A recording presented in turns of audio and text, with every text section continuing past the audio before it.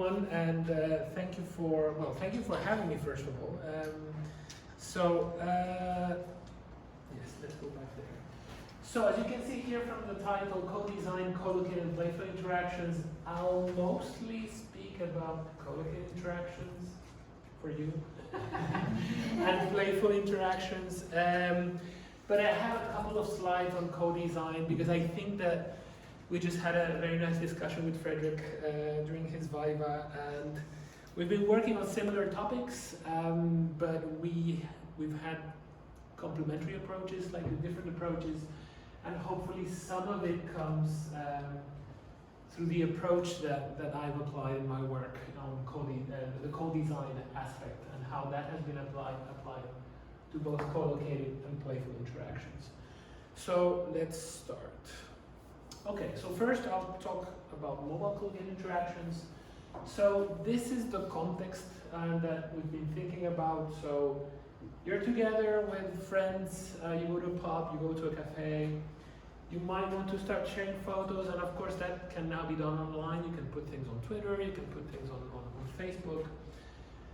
You might have a phone, and you might put it on the table and start sharing things.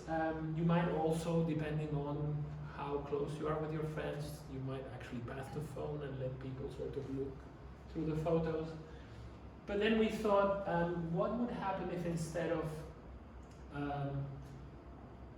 just having the phones individually for yourself, what if you would put them flat on the table like that and you would start sharing photos? However, one big question with that is that the first idea is that you would go from personal and individual to shared multi-user experiences. But the first question here is, well, are people actually willing to share their phones? I mean, some of these devices cost £1,000, and we all have that friend who is not very careful with things, or who might spill a beer on top of your phone at the pub.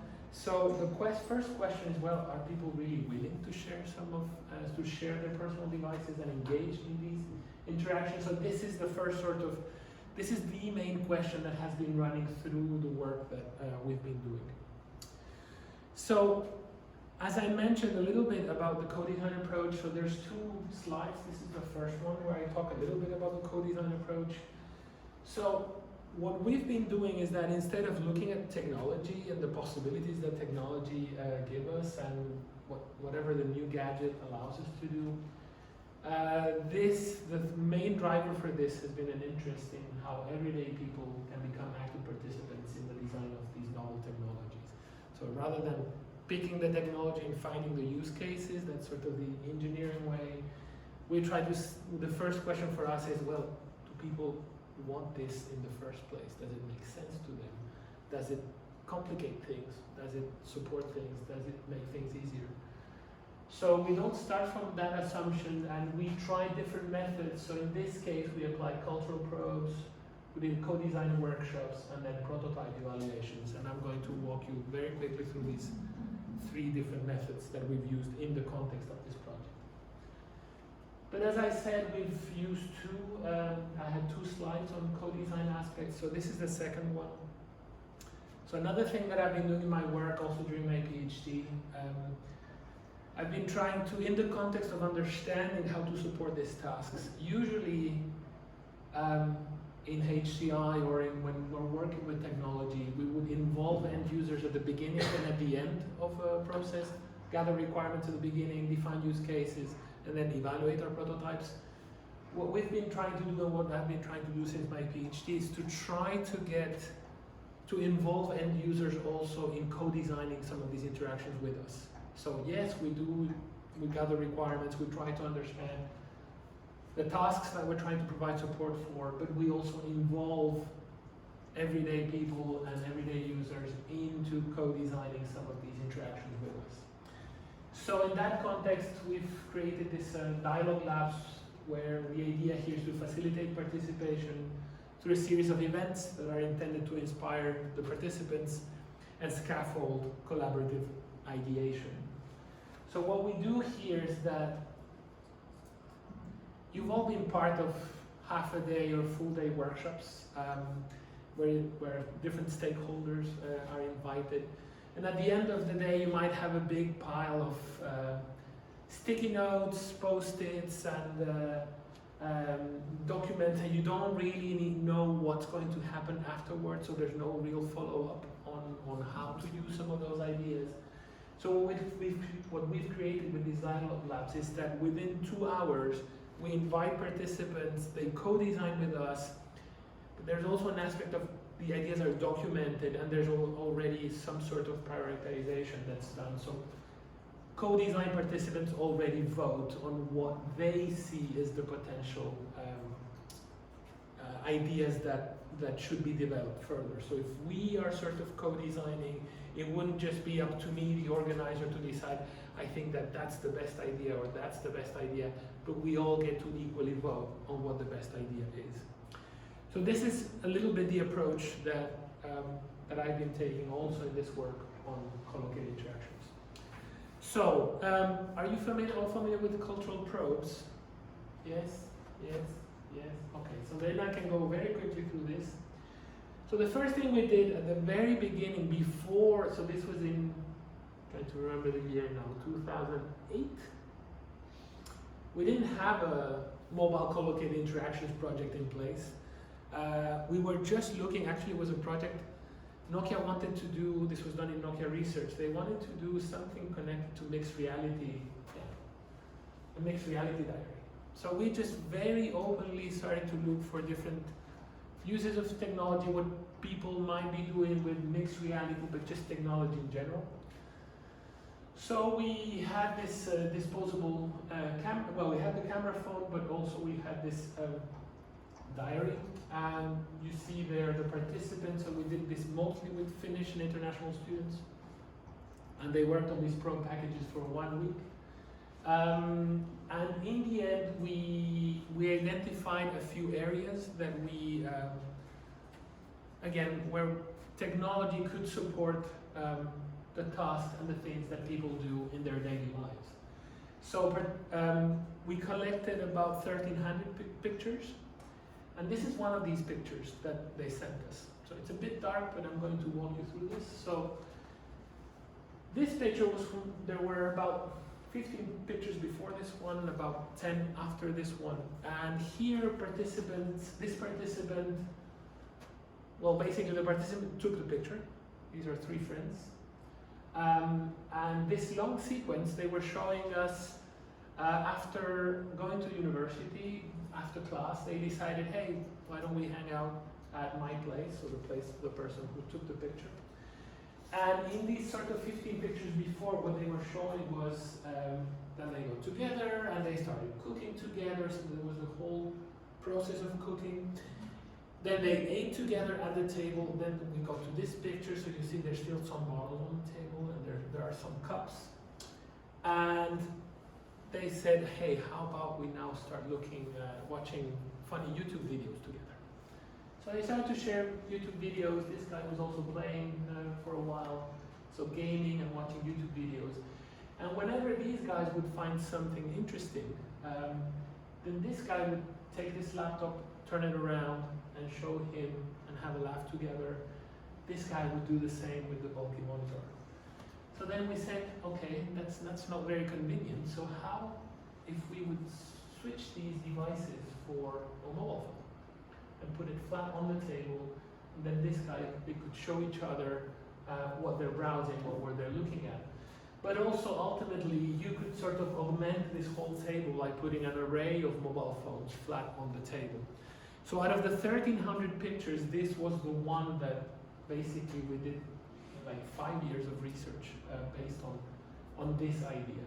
Looking for new ways to use our phones, having a network of phone displays that could augment a larger surface.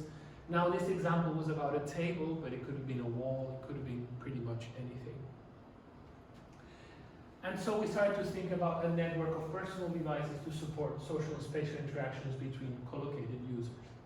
So at this point we said, okay, this is what we found based on the cultural probe study, and we said, how about we wanted to dump some of these ideas collectively, and we made a video, and I'm going to show you the video now. we should have a brainstorm session about social and spatial interactions because I think it's a nice idea. Okay, so let's make a mind map of, of this session. So I'll just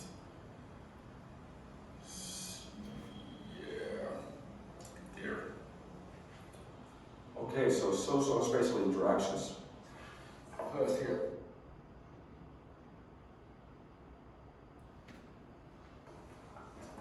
You know, here, principles there, and well, the first principle I think the most important one is probably that this is social. So complete from there, social here. I guess that has to do with the fact that those displays are no longer your own, but we can interchange them and we can also get information from each other. One of the principles, it's tangible. Yes, and of course that has to do with the fact that you can use these devices like Legos. So you can spin them, you can move them around, you can interact with digital information in a physical way. And then there's also an aspect of multimodality. Of course now we can use these as screens, so we have a visual aspect. This could also start vibrating, so it would give haptic feedback. Or, for example, it can also play sound. So I could, for instance, play a song here if I take the music player and choose the song. So Yeah, go for this the hard one. rock. Okay, so this one is good.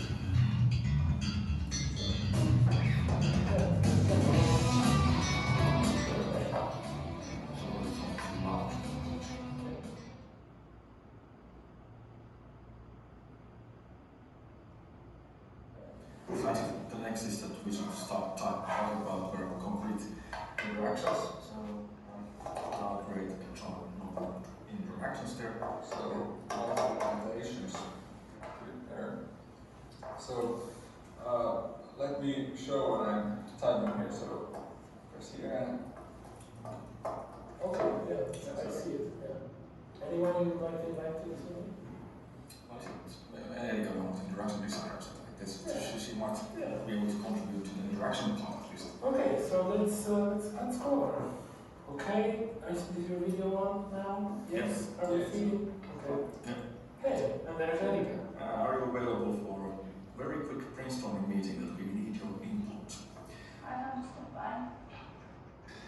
So of course you can see through your device different modes, but also if we join all our devices together, we all can see the overview of this discussion on social and spatial interactions, its principles, and on that side, the possible interactions. If it's possible, I would like to follow this in practice. For Eileen, I would like us to maybe arrange our next meeting. So let's just use the devices. I'll go to my calendar, and well, maybe if we stack these together, then maybe I can check what is the best time for all of us. It seems that next week, Thursday at 2 p.m. would be good for all of us. yeah, sure. Yes? Okay, now. Great. Okay. Thank you for the meeting. Yeah, so as you can see, there's some very good ideas in here, but there's also some terrible ideas here. And the thing here was really we just wanted to sort of, as I said before, just dump, like, you know, what could these social and spatial interactions be about, and just have in some way documented the results of some of the research that we were doing. But as this is you see, this is the problem now with technology. What? Yes, looking for iPhone. Yes. All right. But as I said, the whole process of this is we had this co-design approach, and the second step of this co-design approach is the co-design workshops. So instead of us, as I said before, deciding this is the coolest idea and this is what we want to implement, what we did was the following. We invited some of the cultural pro participants, so 5 of them, together with 3 researchers from our team, And the first thing we did is we discussed the probe results with the participants so as to validate our findings. Oops. So we presented the results to them, and they told us, yes, well, this interpretation is correct, this is not really what we meant. So we had that type of discussion with them. And then the other aspect was, how do you present some of these possibilities? So now when you look at these videos were done 2008, 2009, 10, 11, 12 years ago. So some of these things, you look at them and yeah, we can do that now. What's new about this? But back then,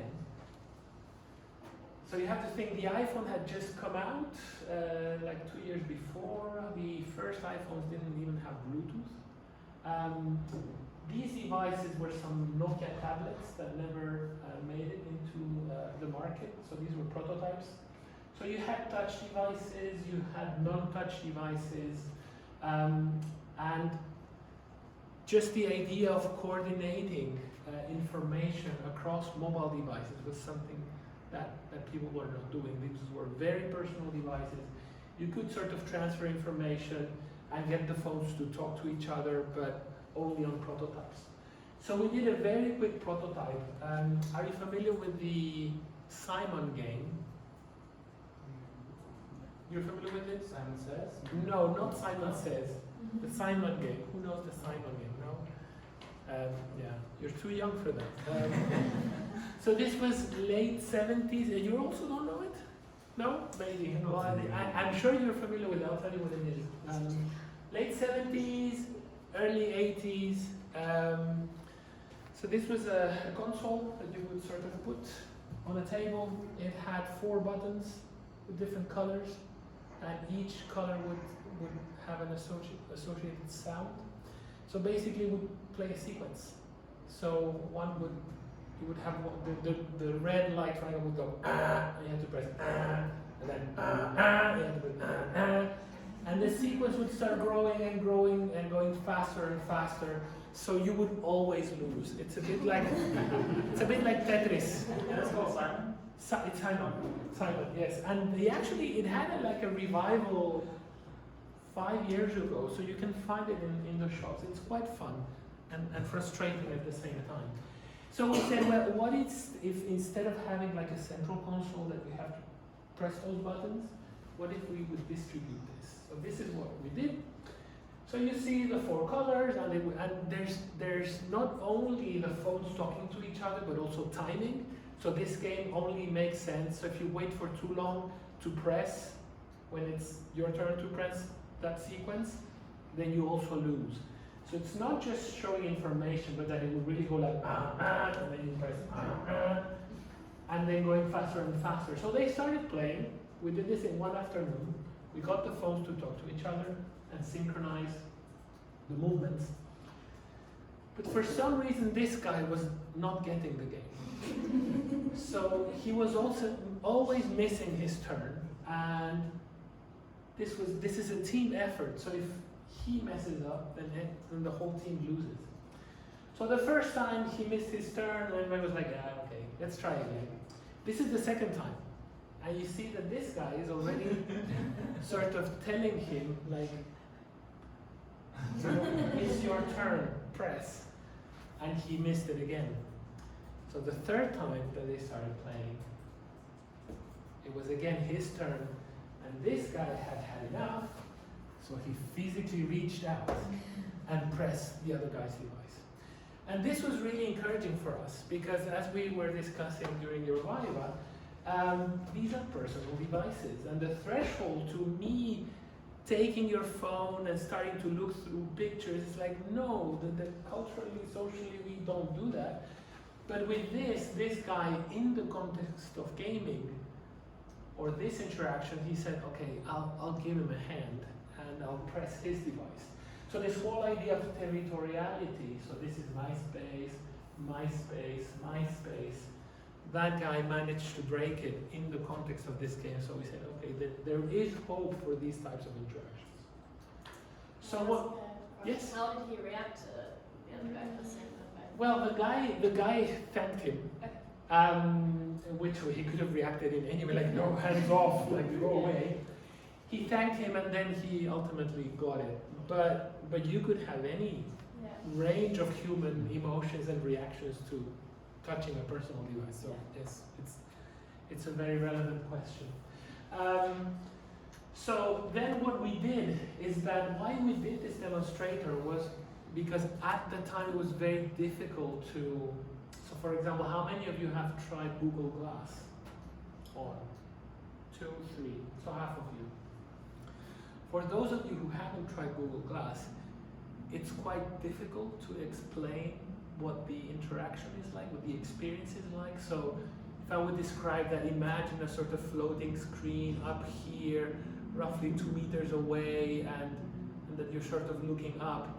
It's very different than actually, okay, wear it and try it out. So this was the same thing. The idea of coordinating these sort of, having these communications and these types of experiences on mobile devices was not something that people were used to. So we created these demonstrators and then we said, okay, now that you know that these things are possible, let's co-design some of these applications. And we came up with 20 playful applications, and we've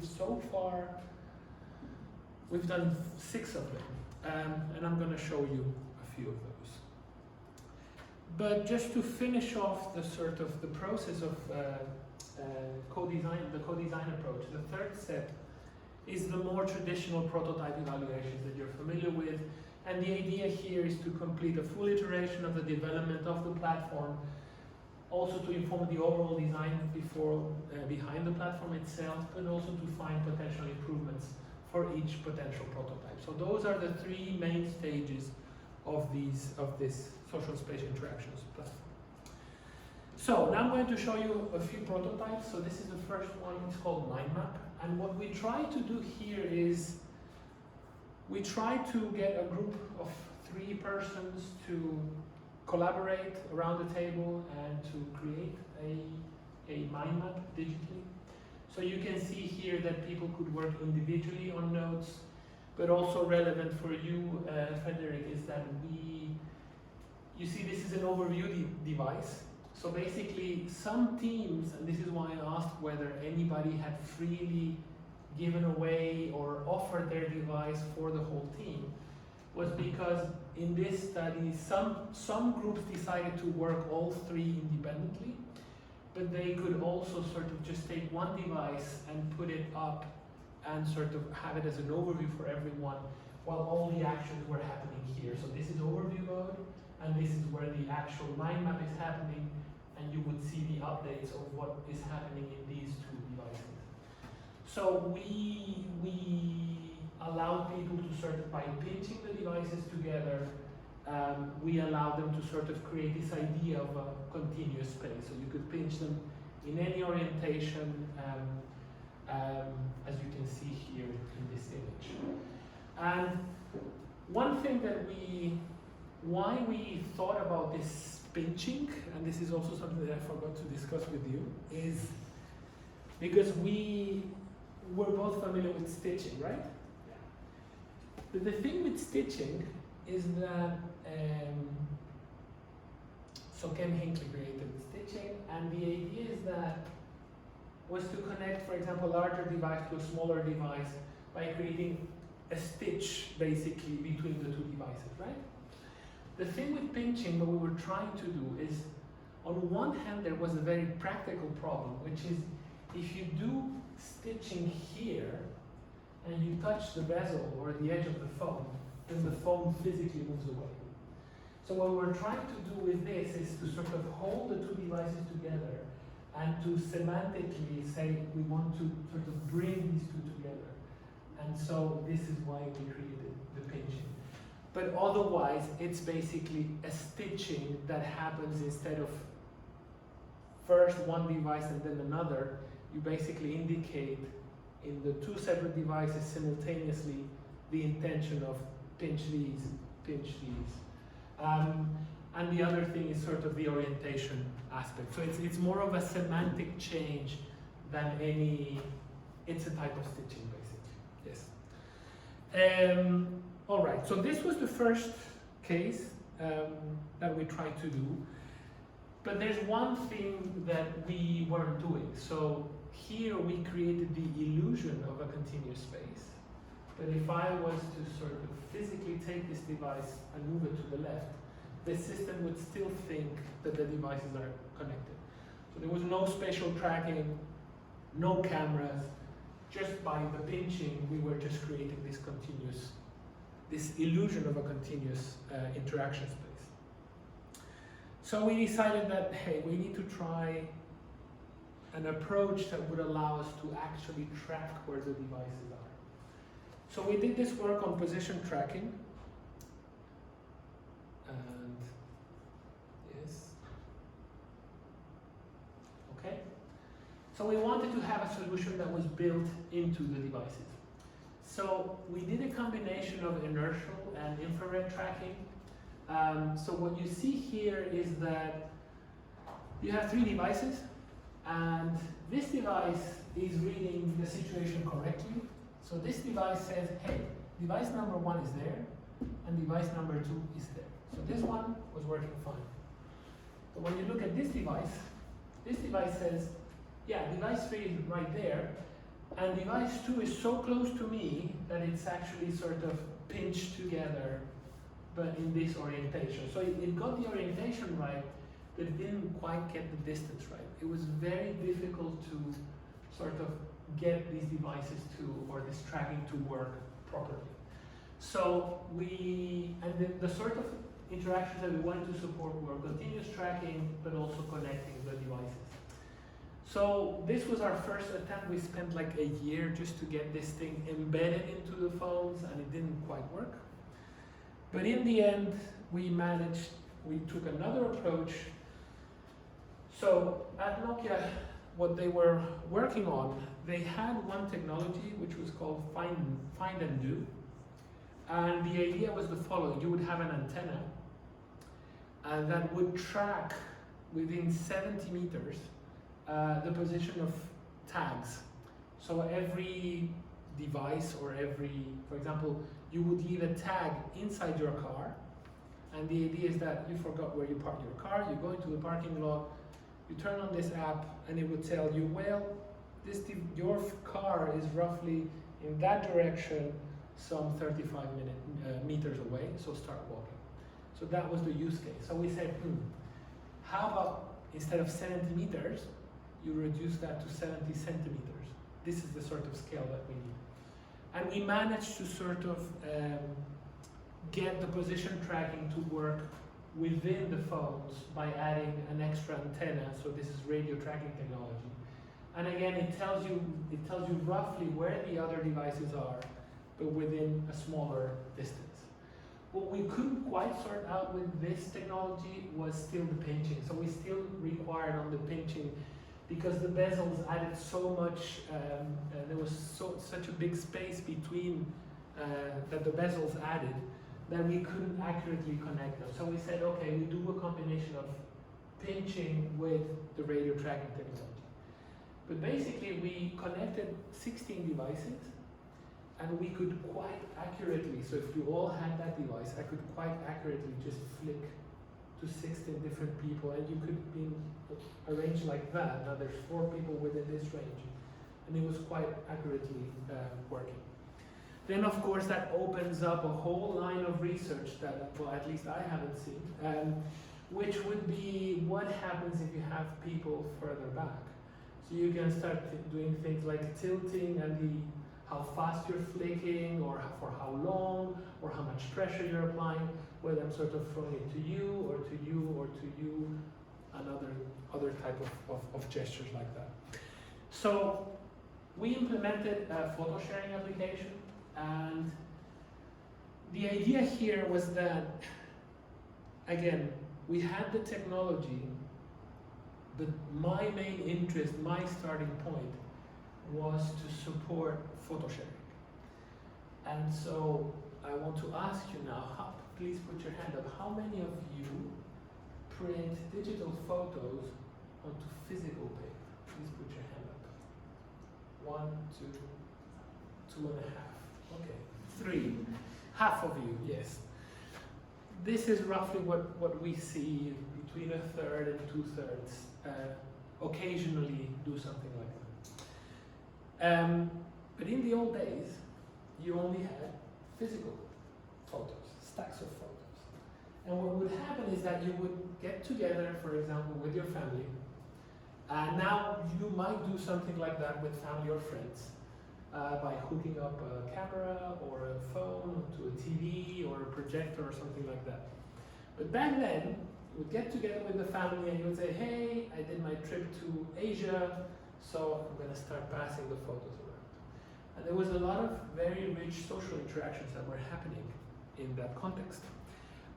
For example, two favorite cousins would sort of sit together and say, hey, let's watch the pictures together. So you would create a small huddle within this larger group.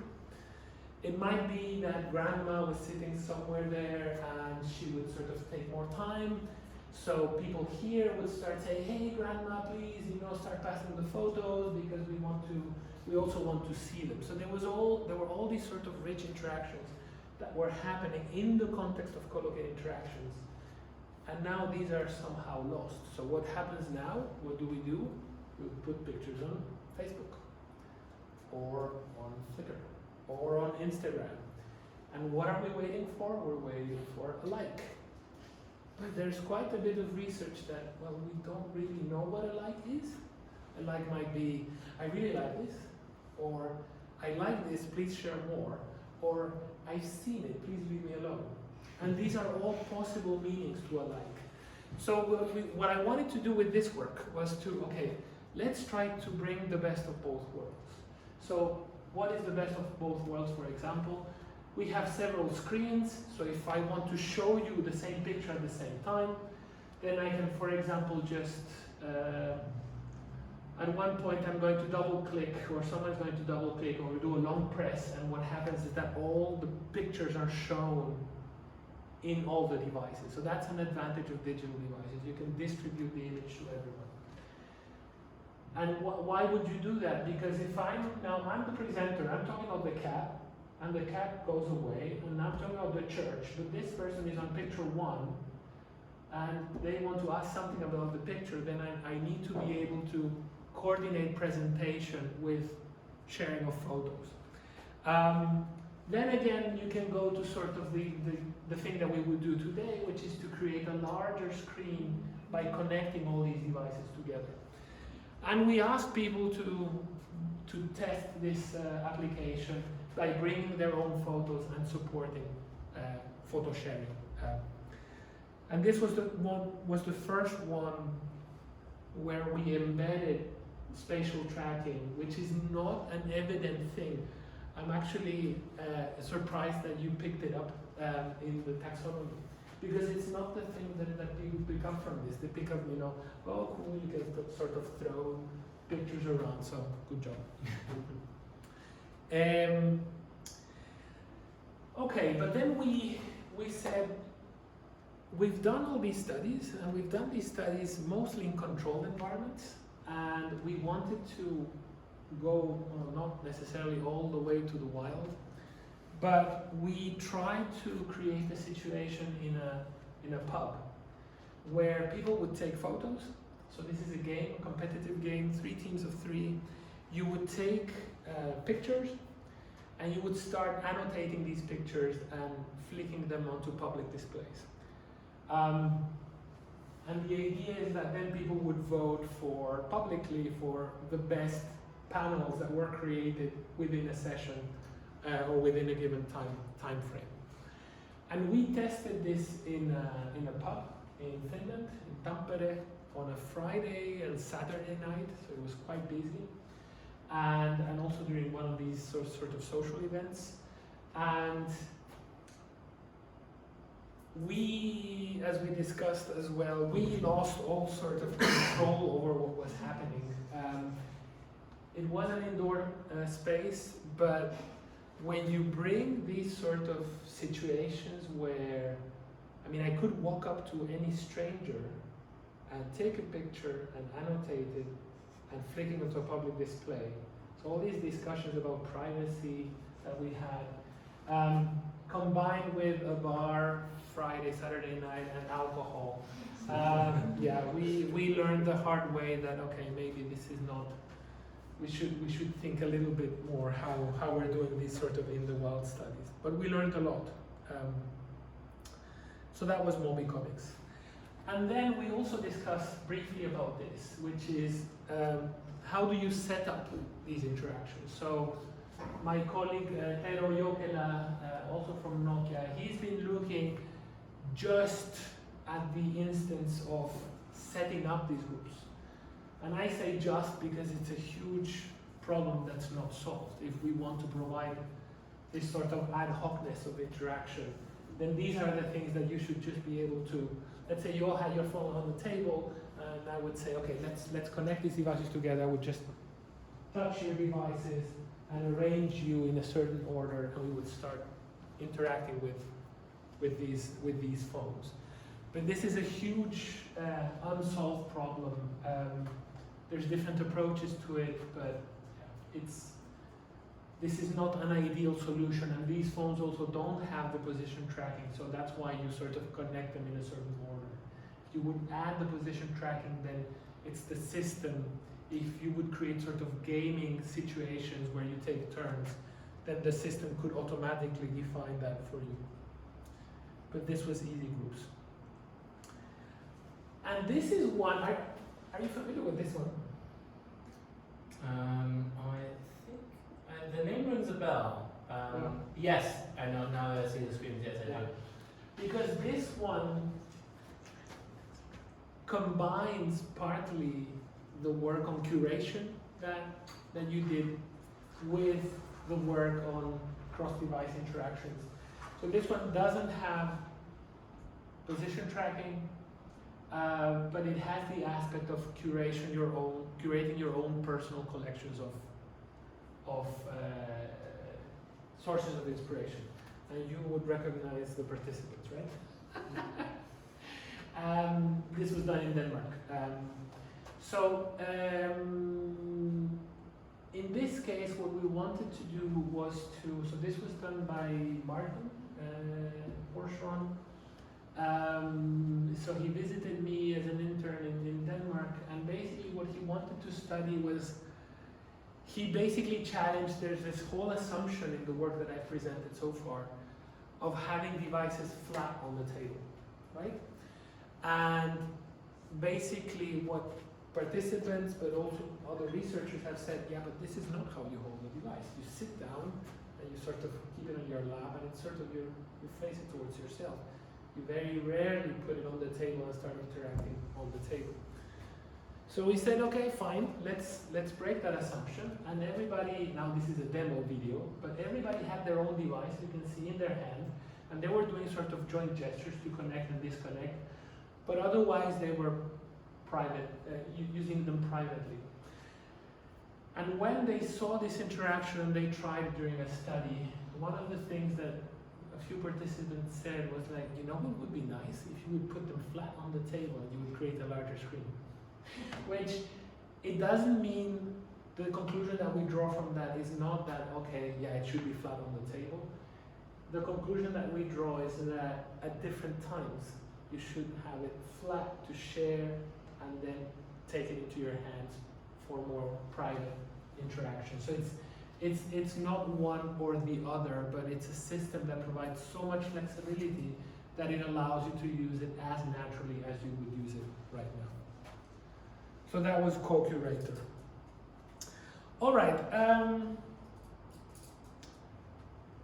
In view of time, I'm going to.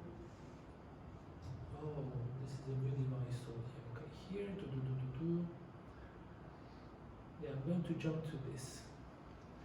So this is something that I've done recently on first-person research methods in HCI. So one thing that I did is, this is me.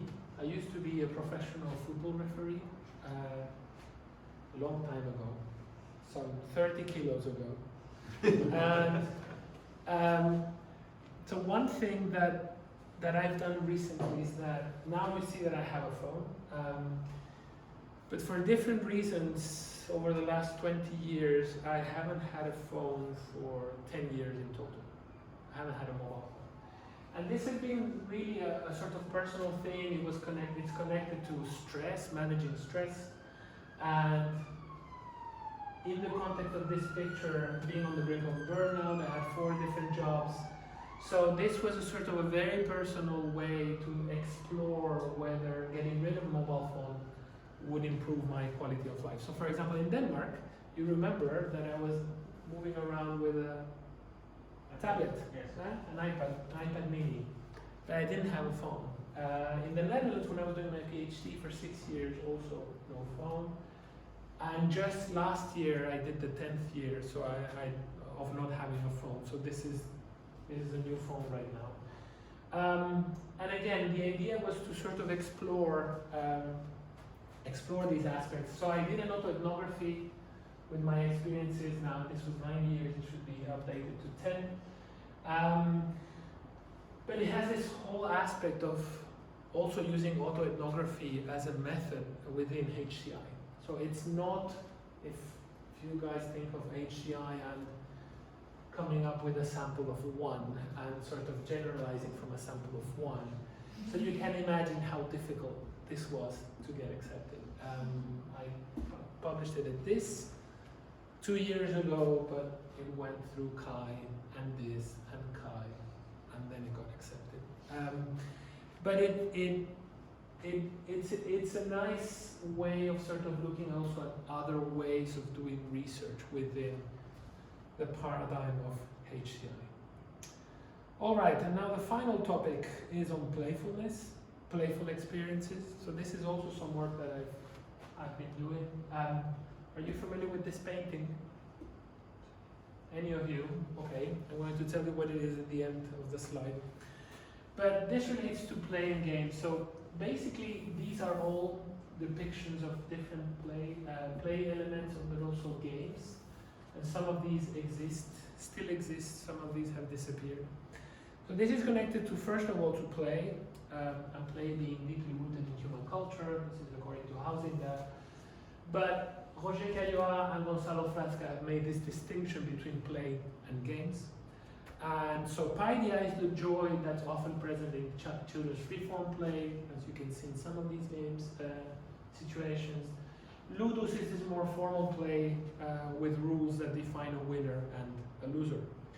So what you're seeing there in the background is a painting by Peter Brewer the Elder. It's called Children's Games. I invite you to, there's a wonderful website, please check it, not now, but later on. It's called Children's Games, and basically in this website you can sort of hover over all these play and game situations, and it tells you the history of the name of the game, whether it's still being played today.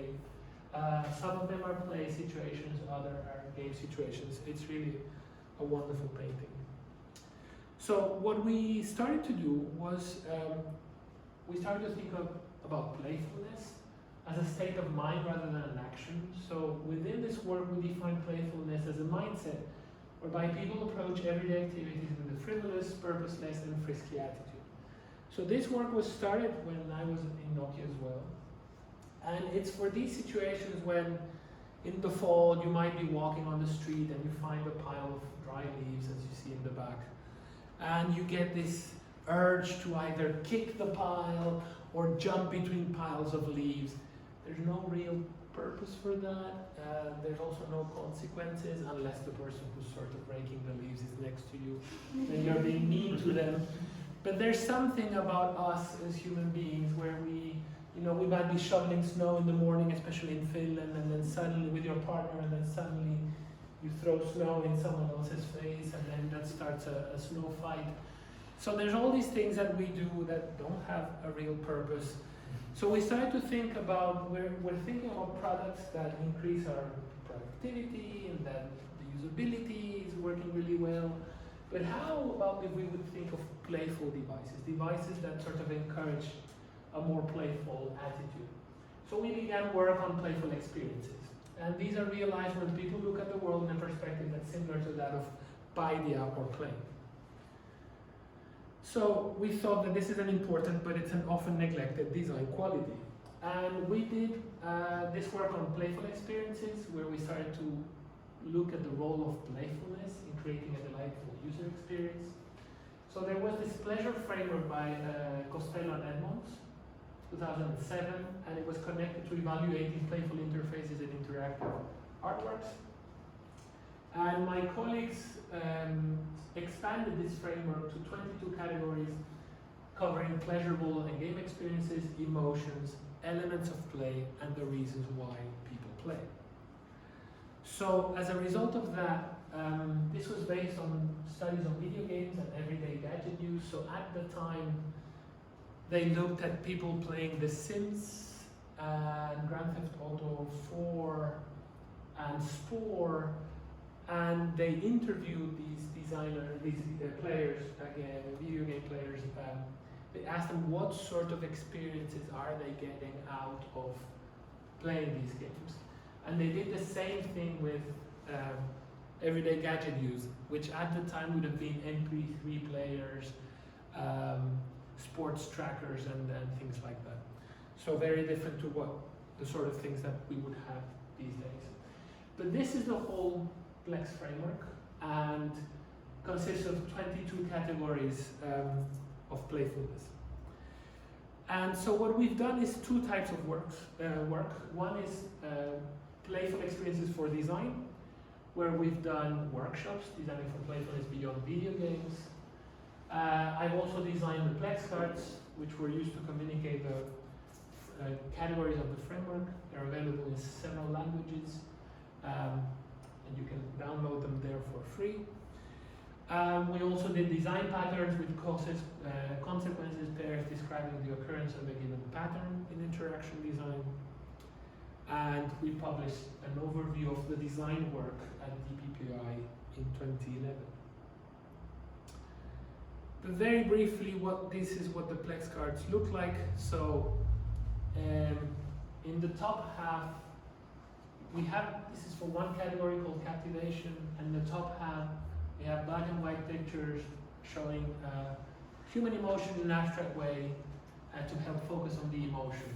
Do you know what she's doing? Watching TV. Watching TV. You can actually see from the shape of the reflection. I've seen this face at home many times with my kids.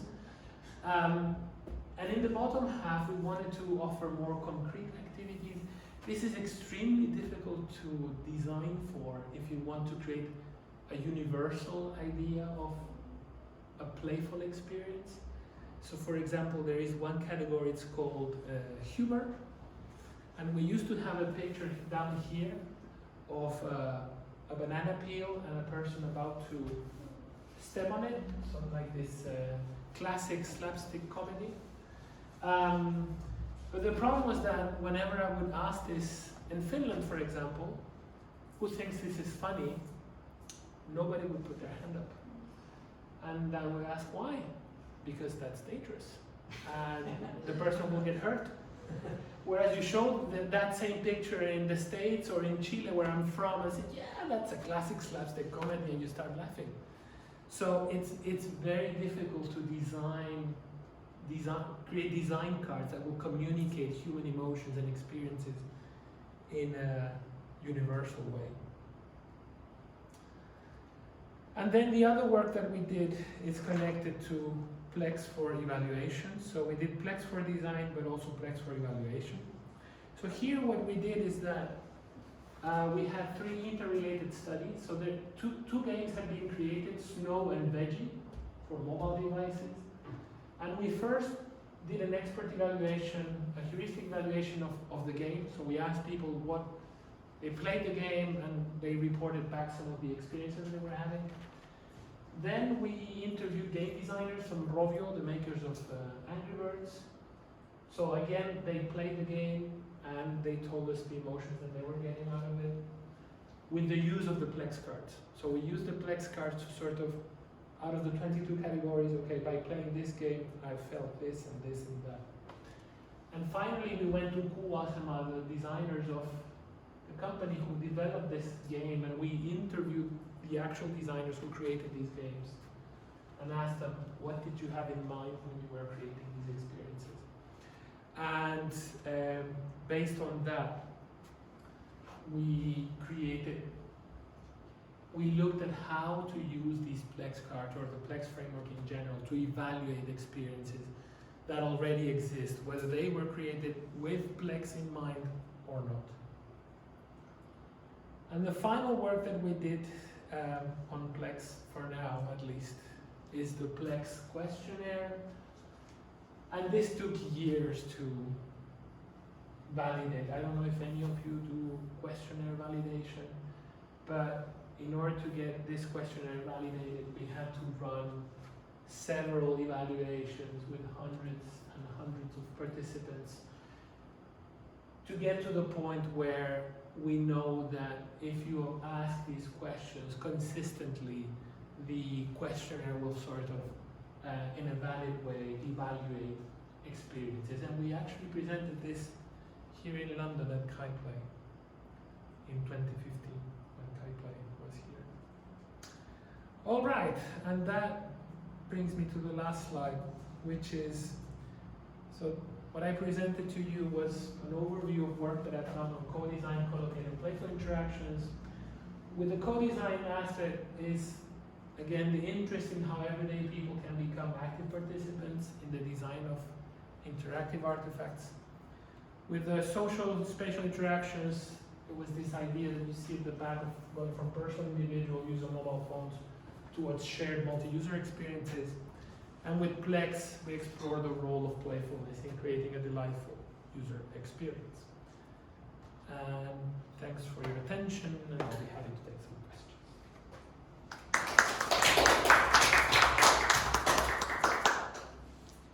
All right, any questions from the audience?